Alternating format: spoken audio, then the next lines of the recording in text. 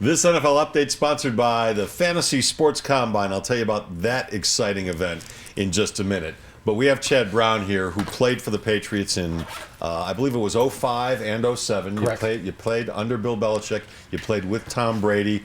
What are you believing in all of this, and what are you not believing? I believe that I believe that I can fly. Let's be clear about that. I believe that I can fly. I believe that I can touch the sky. I dream about it every night and every day. But I believe that Tom Brady did not go to his equipment guys and say, deflate those footballs under the legal limit. He went through a series of balls, said, hey, this ball feels right in my hands, this ball feels correct, make them all like this.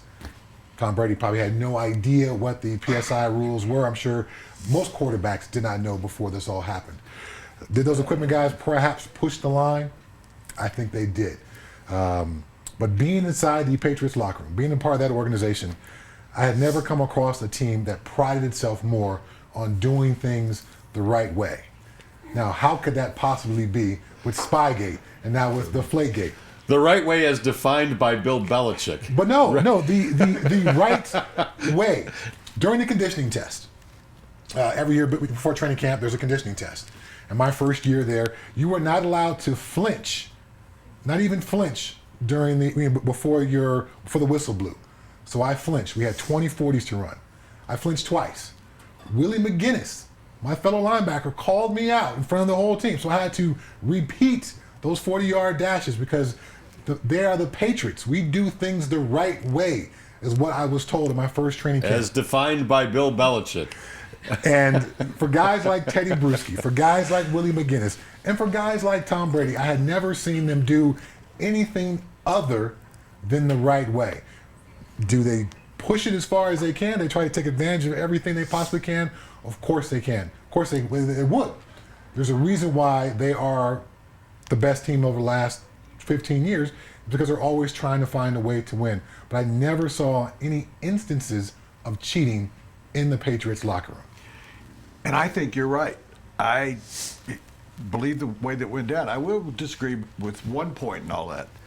That Tom Brady said during the season, here are the rules. It's Rule 7. Here are the rules. Make sure you show it to the officials that we are at 12.5 PSI. Okay. So you're wrong when you say he didn't know what that rule is, because he and Peyton Manning went to the league and said, we want to be able to doctor the football. Doctor's not the right. We would like to work with the balls before we Have go the in. balls worn in a little bit. Yeah. And when you Yeah, said so- that struck me too, because guys like Manning and Brady, who are so precise about going about their business, I would think they would know exactly what they want and what the numbers are. And I think you're talking about two part-time employees for the most part. And he said, this is the one that, this is the one I like. Right. Put it over here. Now, whenever you feel another ball, I want it to be like that one. Right. Well, and it probably was maybe 12.3. Let's just say for the sake of this, because it's not an exact, despite all this scientific information, it's not an exact science. Depending on the needle, the pressure, the ball, whatever, it could be. And that's the point the Patriots. The balls are handmade, and balls of separate or different PSI can feel the same because the You were balls are down there handmade. at the Super Bowl in Arizona. You could walk into that other room and see them making NFL balls. I don't know whether you ever walked into Yes, I did. that fan. You see the people over there, and they're like, and they're pulling the rubber over the, over a spike of some sort. And yeah, it's not an exact science. So what does Tom Brady deserve? Does he deserve punishment?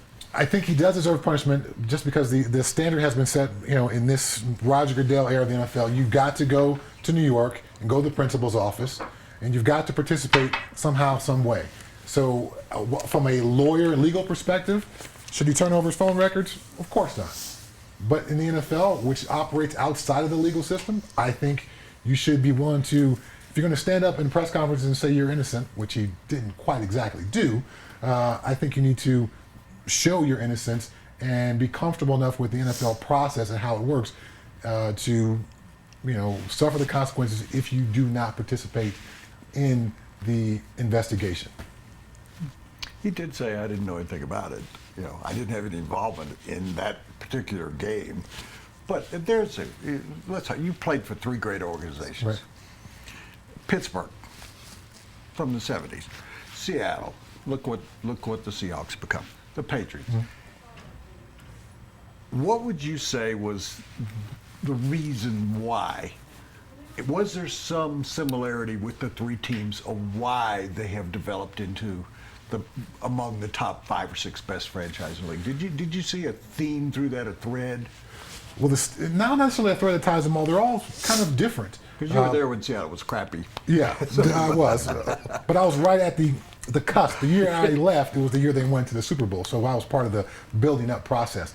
But for the Steelers, obviously the history is so strong. You walk past the Lombardi trophies. Hall of Famers are in the locker room, in the equipment room all the time. So you can't help but be reminded of the greatness of the Steelers, not just within that facility, but the ties to the city itself. The tough mindset of the people is the tough mindset of the team. Hard-nosed football, hard-nosed people. And you're constantly in that environment everywhere you go in that city, so you recognize you're a part of something special. You're part of football history, but you're also tied to that city. To be a New England Patriot, it was really about the culture within that locker room that Bill Belichick created.